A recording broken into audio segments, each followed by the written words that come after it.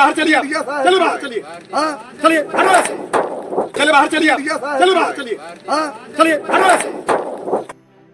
खुलेआम चुनाव आयोग को ठेंगा दिखाया। जिस तरीके से पूरा चुनाव की एक रैली टाइप की चल रही है, रोड शो हो रहे हैं, उसमें फायरिंग करता है कोई बंदा और कोई फायरिंग करने के बाद धुआं धुआं हो जाता है। पर ये सीओ साहब और ये चुनाव के अधिकारी वहां पर जाके कुछ नहीं करेंगे। ये उस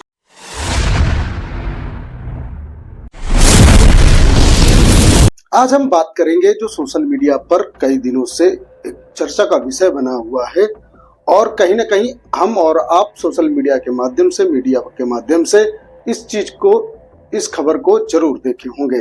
बात करते हैं छिद्दू चमार की। छिद्दू चमार के बारे में बताते हैं और छिद्दू चमार का दोष क्या था और छिद्दू चमार का नामांकन क्यों कौशाम्बी से कैंसिल कर दिया गया, नामांकन खारिज हो गया। आज इसी मुद्दे पर बात करते हैं। बने रहिएगा, पूरा वीडियो देखिएगा, आज आपको सच्चाई पता चलेगी।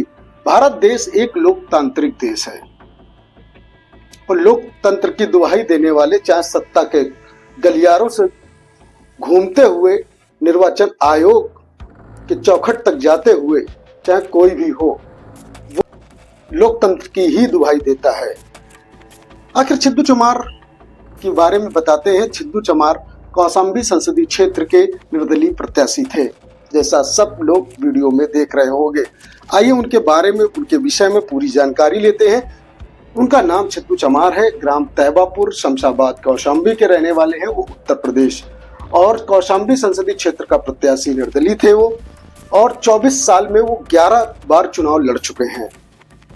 इससे पहले कभी ऐसा उनके साथ नहीं हुआ जो इस बार हुआ है। कहीं न कहीं बात प्रशासन और शासन और मीडिया में इसलिए उठी कि उसमें एक बहुत बड़ा कहीं न कहीं जातिवाद हमला हुआ। 2 मई को छिद्दू चमार ने नामांकन किया था। छोटी सी भूल के चलते नामांकन खारिज किया गया। अगर कोई कमी, 2 मई को नामांकन किया, अगर नामांकन में कोई कमी थी तो उसको बुला के बताते या 2-3 दिन का समय देते कि हाँ आप ये जानकारी इसको सही से कर दीजिए, आपका नामांकन तब लिया जाएगा। और आज आप देखिए कि सत्ता में जिसके पास पावर है, जिसके पास मनी है, या जो सत्ता की चाटुकारिता कर रहा है या सत्ता के दलाल बना हुआ है, उसके साथ कुछ नहीं होता है। अभी हम आपको 1-2 एग्जाम्पलों के माध्यम से बताएंगे। उसका दोष केवल ये था कि अपने अंदाज में उसने, जिस तरीके से वो बर्तन बेचने वाला है, उसी अंदाज में उसने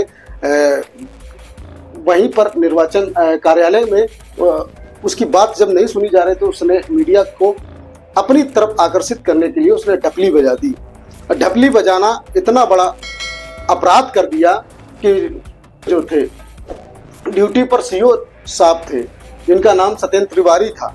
अब जातिवाद का इतना बड़ा ये घोर इन पर लगने लगा कि आप पूछिए मत। ये जो सत्येंद्र थे, जैसा आपने सत्येंद्र के वीडियो शुरू में देखा होगा कि किस तरीके से उसको धक्का मार के निकाला जा रहा है। ये क्या भारत के अंदर लोकतंत्र में ऐसा होना चाहिए? और जब ये जानते हैं कि अब मामला तूल पकड़ रहा है, मामले ने तूल पकड़ा। करीब सोशल मीडिया के सबसे बड़े ट्विटर हैंडल, जिसको हम एक्स के नाम से जानते हैं, 50,000 से अधिक लोगों ने सीओ साहब की अरेस्ट की मांग करने लगे। जब ये वीडियो पूरे भारत में, क्या पूरे वर्ल्ड में फैलने लगा, तब प्रशासन की आंखें खुली। प्रशासन मामले को तूल पकड़ता देख डीआईओ राजेश राय ने नामांकन खारिज कर दिया। अब जब छिद्दू चमार के साथ ऐसा हुआ, छिद्दू जब बाहर आया, जब पता चला, तो उसने सीधा सीधा आरोप लगा दिया वहां के डिप्टी सीएम पर। डिप्टी सीएम ने उसका पर्चा कैंसिल करवाया, या डिप्टी सीएम के कहने पर पर्चा कैंसिल किया, या सीओ साहब सत्येंद्र तिवारी के कहने पर उसका पर्चा कैंसिल किया गया। अरे ये प्रशासन में इतने बड़े प्रशासन के अधिकारी बन रहे हैं तो ये लोग कैसरगंज क्यों नहीं जाते हैं, जहां पर दबदबा तो है, दबदबा तो रहेगा। वहां के जिस तरह करण शरण सिंह के साथ उसके खुलेआम चुनाव आयोग को ठेंगा दिखाया, जिस तरीके से पूरा चुनाव की एक रैली टाइप की चल रही है, रोड शो हो रहे हैं, उसमें फायरिंग करता है कोई बंदा और कोई फायरिंग करने के बाद धुआं धुआं हो जाता है। पर ये सीओ साहब और ये चुनाव के अधिकारी वहां पर जाके कुछ नहीं करेंगे। ये उसको उसका पर्चा नहीं कैंसिल करेंगे, उसको बर्खास्त नहीं करेंगे, उसको जेल नहीं भेजेंगे। और ये गरीब आदमी, आम आदमी, और सबसे बड़ी बात उसने, और हम आपको बता दें, ये ढपली पर इतना क्रोधित हो गए सत्येंद्र तिवारी जी, इन्हीं के सामने भारतीय जनता पार्टी के लोग ढोल और बैंड बाजे के साथ जाते हैं, ये उनका कुछ नहीं उखाड़ पाते। बिल्कुल सत्य है, एक छोटा सा और अनुसूचित जाति के व्यक्ति के साथ इस तरीके से अन्याय, अपराध, बिल्कुल कहीं ना कहीं संविधान को ठेंगा दिखाने का काम हो रहा है। और उसने लास्ट में छिद्दू चमार ने कहा भी कि हमारे साथ भगवान नारायण न्याय करेंगे। नारायण न्याय क्या करेंगे? नारायण के स्वरूप। और डीएम साहब को उसने, डीएम साहब से कहते हुए बोला कि आप एक चमार का पर्चा का खारिज कर रही हैं, तो चमार का पर्चा खारिज नहीं हो रहा है, ये बाबा साहब के संविधान का गला घोटा जा रहा है। बाबा साहब के संविधान का यहाँ पर सीधा सीधा उनको अपनाया नहीं जा रहा है, और कहीं ना कहीं आप लोग संविधान को खत्म करके ऐसा ही काम करेंगे। तो ये सारी चीजें हैं। अब इसमें क्या एंगल ढूंढते हैं, क्या नहीं ढूंढते हैं, पर बात मुद्दे की है, क्या इतना बड़ा गुनाह था कि उसका पर्चा कैंसिल करने से पहले उसको चेतावनी देते कि आप ये कर लीजिए, ये हो जाएगा तो आपका ये सही हो जाएगा। पर सीओ साहब के टसन में तो उन्होंने तो उसको गरिया फरिया के, मार कूट के, लात घूसो करके उसको बाहर कर दिया। तो ये लोकतंत्र की हत्या ही है एक प्रकार से, और ये सब चुनाव आयोग के सामने हो रहा है, और चुनाव निर्वाचन अधिकारी भी वहां बैठा है। किस तरीके से सत्ता की दलाली आप लोग कर रहे हैं, किस तरीके से आप एक छोटे और निर्धन व्यक्ति के साथ इस तरीके का अन्याय कर रहे हैं।